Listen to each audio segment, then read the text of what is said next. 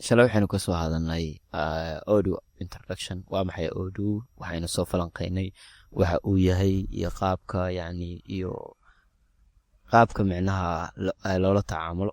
So maanta cashirkeenu wuxuu ku saabsan yahay qaabka Odoo accounting u sameyn lahayd, account uga samaysan lahayd, loola tacaamul lahayd desktop-ka adigoo isticmaalaya website-kooda odoo.com. So marka koowaad waxaa soo booqataa odoo.com.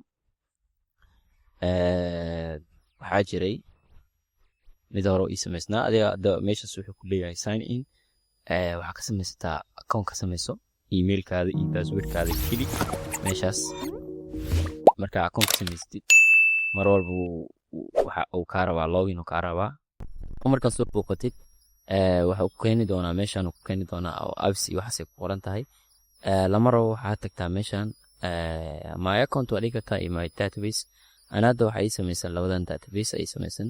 adna waxaad dhihi doontaa meeshaan ay ku qoran tahay create database hadaad hore u lahayn. marka waxaa leenahay create database si aan ugu shaqeyna Odoo. meeshaan waxaa ka dooran doontaa applicationada aad ku shaqeyn doonto. haddii website aad sameynaysid oo Odoo ah, e-commerce hadduu leeyahay, businesskaada, waxyaabaha u baahan tahay oo systemkaaga u baahano. hadda waxaa u baahannahay saddexdan. okay, waxaa kaloo u baahannahay accountingka. applicationka ka tagtid dib aad kaga soo darsan kartaa, wax weyn maahan. planning, appointments, waxaa u baahannahay inventory, manufacturing, purchase. okay, waxaa kaloo u baahannahay payroll. intaan kale dib aad kaga soo darsan karnaa saan u malaynayo. okay, subscription, rental, inta kale dib aad kaga soo darsanayna insha Allah.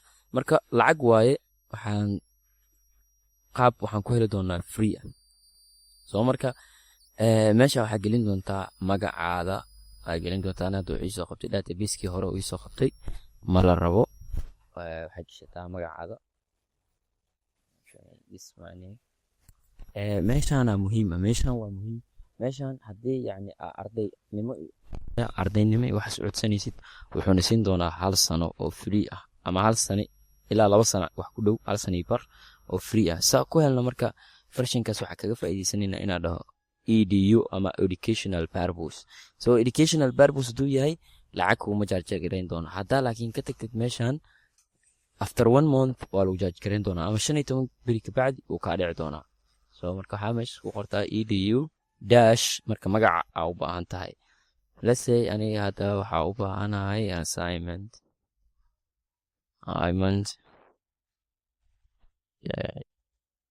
Ilyas 49.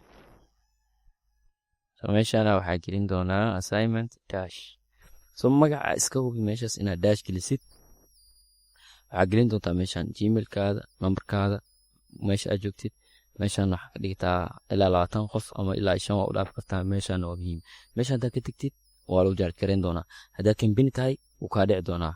laakiin haddaad dhahday I'm a student, ardaynimay ku tixgelinayaan shirkadda Odoo, waxayna ku siin doonaan waqti dheer. so inaad si fiican u jeedaa dareema. start now. so waa uu noo samaysnay Odoo-geennii oo uu noo soo kacay. hadda wuxuu sameynaya applicationskii aan soo dooranay oo dhan inuu mid noogu sheego. point of sale, accounting,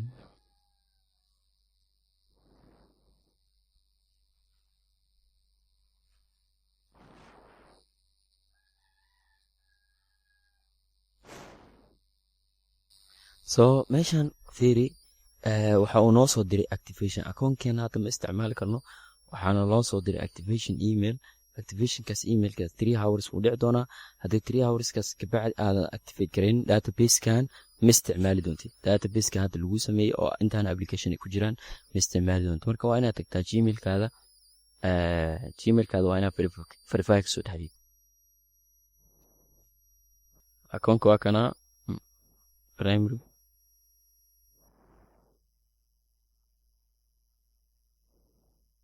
waa kana click to activate database.